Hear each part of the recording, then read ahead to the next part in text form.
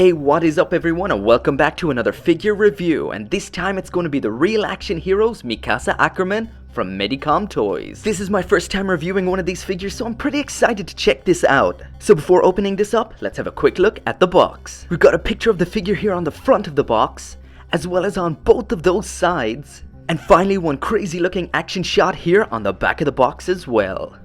The front section of the box opens up like a door, and in here we have pictures of the alternate faces and hair. Also down here are some shots of the detail on the figure, as well as the front and back of the cervical mantle, as well as some detailed shots of the three-dimensional maneuver gear. And lastly, we have a full body shot of Mikasa with her jacket removed, and you can really see the amazing detail on here. Through the windowed section at the front of the box, you can see the figure itself as well as some of the accessories. Now let's bust this open and see what we've got in here. So the reason I'm actually voiceovering this intro section is that when I originally filmed it, I was hammered, and it sounded a little something like this. Okay, let's try and open her up. Oh, I ripped it. Fight you! Yeah, so that wasn't a whole lot of use, so cue the next day. Okay, now, so let's try this again. So now onto the inner packaging of the box. Over here we've got the alternate hair parts, and over here instead of one alternate face, because this is a limited first edition run, you get 2 alternate faces with this one. Now moving on down here, we have 6 alternate hands as well as the default pair for a total of 8. Now flipping around to the back, we've got 6 smaller blade sections here for using in the 3-dimensional maneuver gear. 2 wires over here, and moving down here, and we've got 2 full-length blades, as well as the 3-dimensional maneuver gear itself. Also in here is the cloth cervical mantle, as well as this included base as well. So now let's get this out of the box and check out the figure itself. And this is pretty big. So now moving on to aesthetics, and here she is out of the box. And what can I say, but this thing is pretty big. She's actually so big that I'm having trouble keeping her in frame. This setup I have here is mainly for 1/12 scale figures and Gundams, so I'm having a lot of trouble fitting her into a frame. Like if I zoom out like this, you can kind of see all the outside and all that stuff, and it looks really bad. So I can't actually fit her completely in frame without it all looking like shit. So that gives you an idea of how big it actually is. Usually I use something like this for the size comparison, but as you can see, it just is way too small for her. She comes in at a pretty impressive 28.5 centimeters. As you can see, she is much, much larger than the Figma Mikasa, with Figma Mikasa only really coming up to around her thigh here. So as you can see, this is one big figure.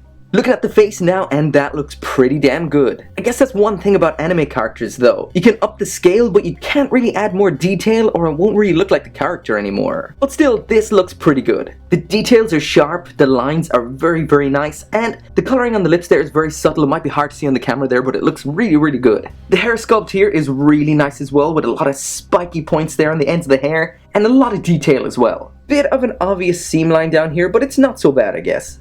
And that nice detail continues all the way around there. Personally, this is my first experience with a Real Action Heroes figure. One thing you might not know is that the clothes on a Real Action Heroes figure are actually made of cloth and other materials, so this is more akin to a doll than a figure, really.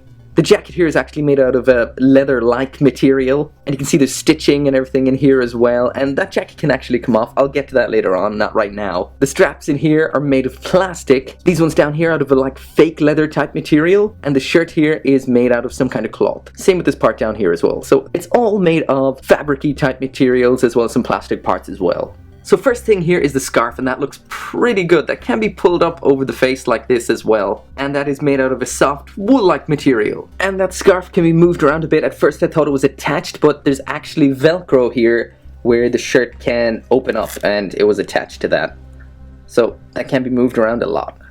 Next, the jacket, like I said, is made out of a leather-like material. You can see the stitching in here. A little bit messy, I guess. The emblem here on the pocket, as well as on the shoulder and on the back here, looks fantastic. Looks really good.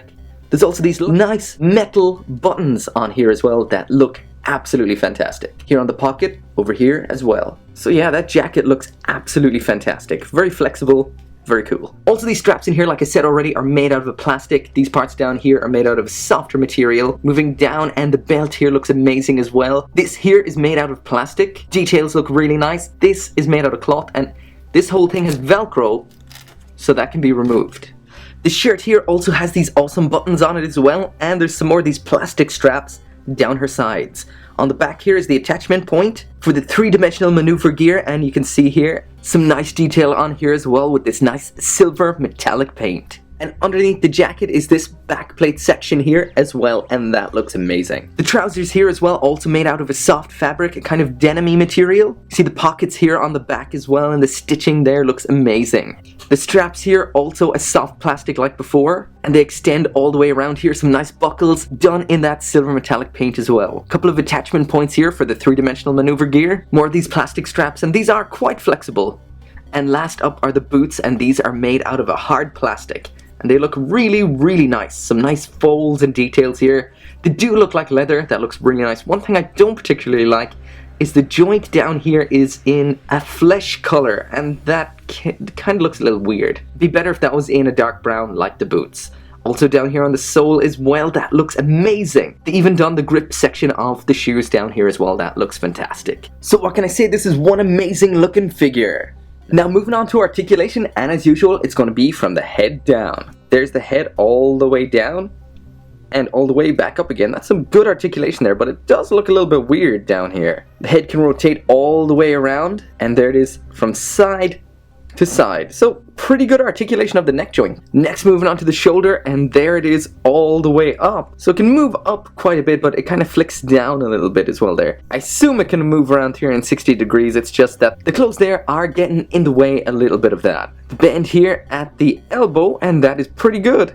And there is the articulation at the wrist all the way up as well as all the way down. So that's pretty good as well. Next up is the articulation at the waist here, and there it is all the way back and then all the way forward. So that's pretty good. But as for side to side, there is absolutely nothing. Next on to articulation at the waist, and there is the leg all the way up to the front. And wow, she can really kick that up pretty high. And there is all the way to the back, and that is pretty good as well. Articulation at the waist all the way out to the side, and that is really good. Almost able to do the splits there. Now the articulation here at the knee, and that is a very nice bend there. And finally, the articulation at the ankle, and there it is all the way up, all the way down. That can spin all the way around, and there's no articulation from side to side. A little bit of a wiggle, but that's it. So that's it for part 1 of my Real Action Heroes Mikasa review. So far so good, and this is a pretty awesome figure, so make sure to come back for part 2 where I'll be looking at the accessories, the quality, and I'll be giving my final verdict. See you next time.